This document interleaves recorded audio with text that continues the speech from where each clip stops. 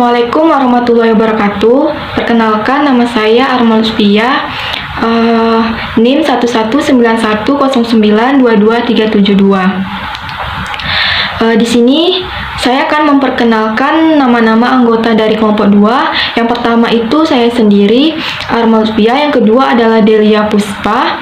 Yang ketiga Siti Nurhidayati. Yang keempat Sri Indah Frakusia. Yang kelima Ismia Latifa, dan yang keenam adalah Wahyuni. Dalam video ini kami akan memenuhi tugas kelompok mata kuliah metodologi penelitian pendidikan dengan dosen pengampu Ibu Titin Latifah. Baiklah, di sini kami akan menjelaskan tentang yang pertama itu pengertian metode penelitian dan pengembangan atau R&D (Research and Development). Yang kedua adalah lingkup penelitian dan pengembangan, dan yang ketiga adalah langkah-langkah penelitian dan pengembangan. Yang pertama itu menurut Tiaga Rajan, dan yang kedua adalah menurut Robert Mary Behrens. Selanjutnya, pokok pembahasan yang pertama adalah pengertian metode penelitian dan pengembangan atau yang sering kita dengar R&D. Penelitian dan pengembangan atau Research and Development merupakan rangkaian proses atau langkah-langkah dalam mengembangkan produk baru atau menyempurnakan produk yang telah ada agar dapat dipertanggungjawabkan. Pendapat ini dikemukakan oleh Zainul Arifin. Selanjutnya, menurut Brown and Gall, bahwa penelitian dan pengembangan adalah sebuah usaha untuk mengembangkan dan memvalidasi produk yang digunakan dalam proses pembelajaran. Metode penelitian dan pengembangan atau Research and Development adalah metode penelitian yang digunakan untuk menghasilkan produk tertentu dan menguji keefektifan produk tersebut. Pendapat ini dikemukakan oleh Sugiono. Untuk dapat menghasilkan produk tertentu, digunakan penelitian yang bersifat analisis kebutuhan dan menguji keefektifan produk tersebut. Supaya dapat berfungsi di masyarakat luas, maka diperlukan penelitian untuk menguji keefektifan produk tersebut. Jadi, dapat disimpulkan bahwa pengertian metode penelitian dan pengembangan atau R&D ini merupakan metode penelitian yang digunakan untuk mengembangkan suatu produk baru atau menyempurnakan produk yang sudah ada dan menguji keefektifan produk tersebut. Baiklah, itu saja penjelasan dari saya. Selanjutnya akan dipresentasikan oleh teman saya, yaitu Delia Puspa. Saya akhiri. Assalamualaikum warahmatullahi wabarakatuh. Baiklah, di sini saya akan melanjutkan pembahasannya, yaitu tentang lingkup penelitian dan pengembangan. Lingkup penelitian dan pengembangan dapat dilihat dari tingkat kebaruan dan kompleksitas produk yang dihasilkan. Tingkat kebaruan produk ditunjukkan pada gambar di bawah ini. Yang pertama, meneliti tanpa membuat dan menguji produk. Yang kedua, tanpa meneliti, hanya menguji produk yang telah ada. Yang ketiga, meneliti dan mengembangkan produk yang telah ada. Dan yang terakhir, meneliti dan menciptakan produk baru. Selanjutnya, tingkatan atau level penelitian dan pengembangan berdasarkan tingkat kebaruannya. Di sini ada penelitian dan pengembangan pada level 1 atau yang terendah tingkatannya. Adalah peneliti melakukan penelitian untuk menghasilkan rancangan, tetapi tidak dilanjutkan dengan membuat produk dan mengujinya. Lalu ada juga penelitian dan pengembangan pada level 2. Adalah peneliti tidak melakukan penelitian, tetapi langsung menguji produk yang ada. Produk yang sudah ada diuji validitasnya. Selanjutnya, ada penelitian dan pengembangan pada level 3. Di sini peneliti melakukan penelitian untuk mengembangkan produk yang telah ada. Dilanjutkan dengan membuat rancangan pengembangan, membuat produk dan menguji keefektifan produk hasil pengembangan tersebut. Lalu yang terakhir, penelitian dan pengembangan pada level 4, yaitu peneliti melakukan penelitian untuk menciptakan produk baru, membuat produk dan keefektifan produk hasil ciptaan tersebut. Baiklah, di sini saya akan melanjutkan. Di sini saya akan membahas tentang kompleksitas produk yang dihasilkan. Di sini ada 4. Yang pertama ada produk utuh dan kompleks. Yang kedua, produk komponen yang kompleks. Yang ketiga, produk komponen sederhana. Dan yang keempat, ada produk utuh sederhana. Bila kompleksitas produk dilihat dari produk yang utuh dan sederhana atau komponen, maka varian produknya ditunjukkan pada gambar tersebut. Terlihat pada kuadran 1 adalah produk yang utuh dan kompleks, kuadran 2 adalah produk berupa komponen tetapi kompleks, kuadran 3 adalah produk tetapi sederhana, dan kuadran 4 adalah produk yang utuh tetapi sederhana. Yang pertama, meneliti dan menguji hasil ciptaan produk yang utuh dan kompleks. Yang kedua, meneliti dan menguji hasil pengembangan produk yang utuh dan kompleks. Yang ketiga, tidak meneliti, tetapi menguji produk yang sudah ada, yaitu produk yang utuh dan kompleks. Yang keempat, meneliti hanya menghasilkan rancangan produk yang utuh dan kompleks.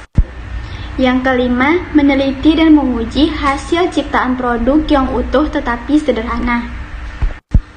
Yang keenam, meneliti dan menguji hasil pengembangan produk yang utuh tetapi sederhana. Yang ketujuh, tidak meneliti tetapi menguji produk yang sudah ada, produk yang utuh dan sederhana.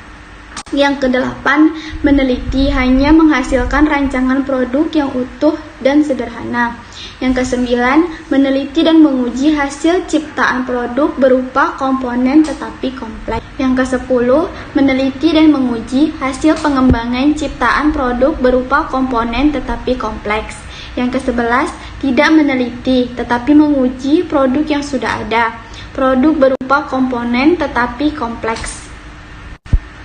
Yang ke-12, meneliti hanya menghasilkan rancangan produk berupa komponen tetapi kompleks.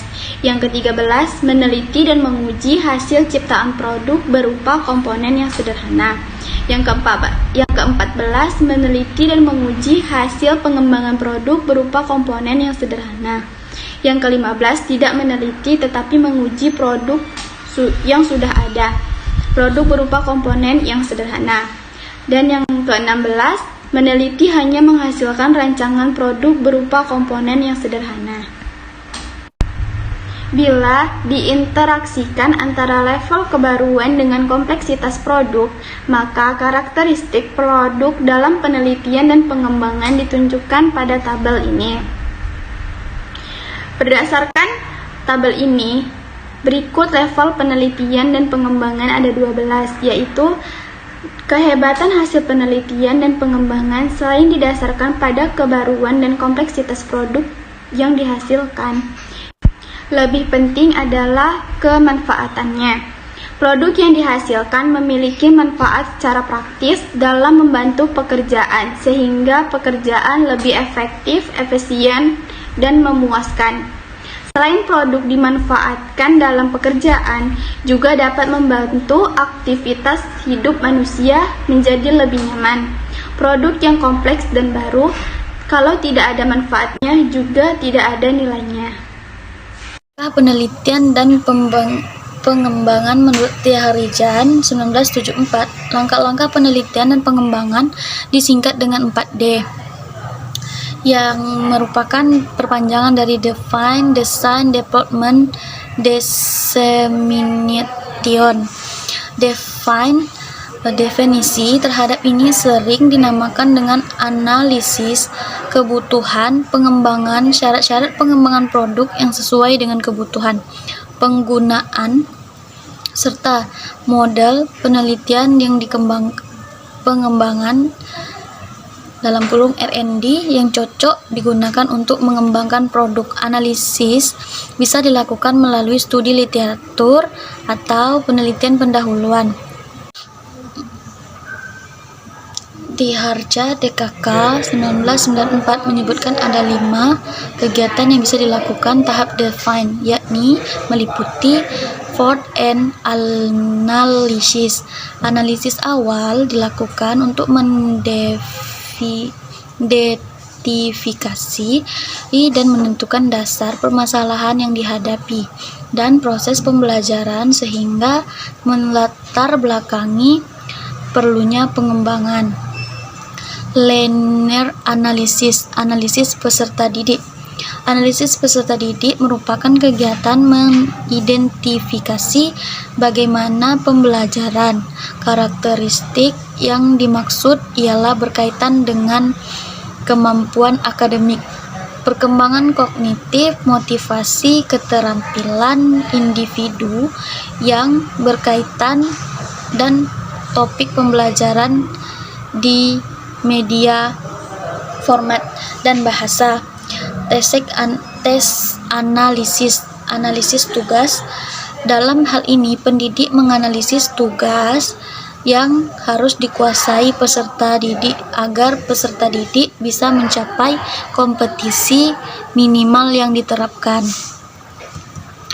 Konsep analisis adalah konsep. Dalam analisis konsep dilakukan identifikasi konsep pokok-pokok yang akan diajarkan menuangkan dalam bentuk hierarki dan merinci konsep-konsep individu ke dalam yang kritis, tidak relevan.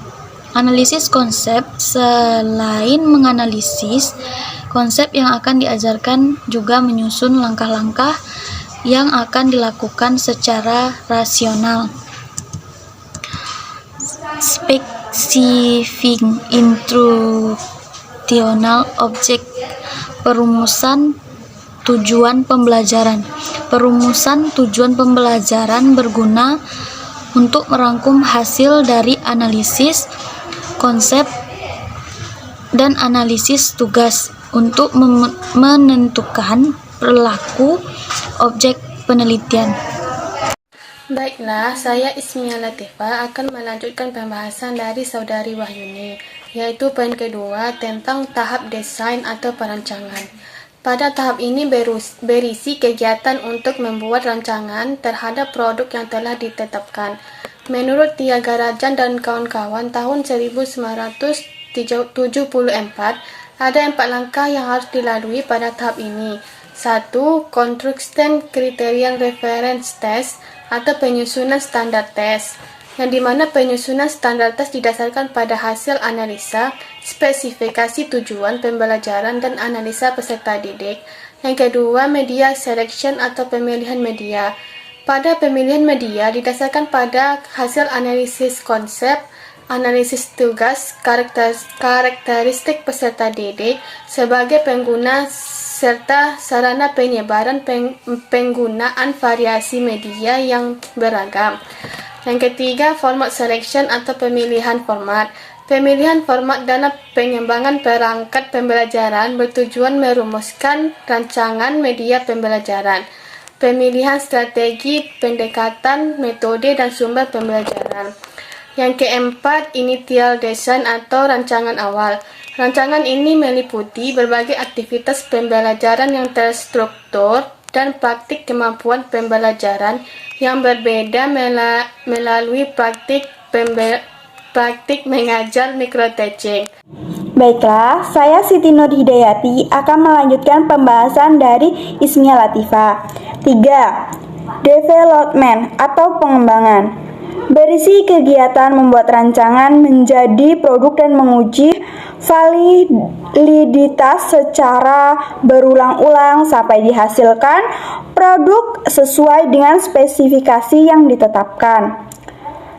Tahap ini terdiri dari 2 langkah, yaitu expand appraisal atau penilaian ahli yang disertai revisi dan developmental testing atau uji coba pengembangan. 1. Expert appraisal atau penilaian ahli.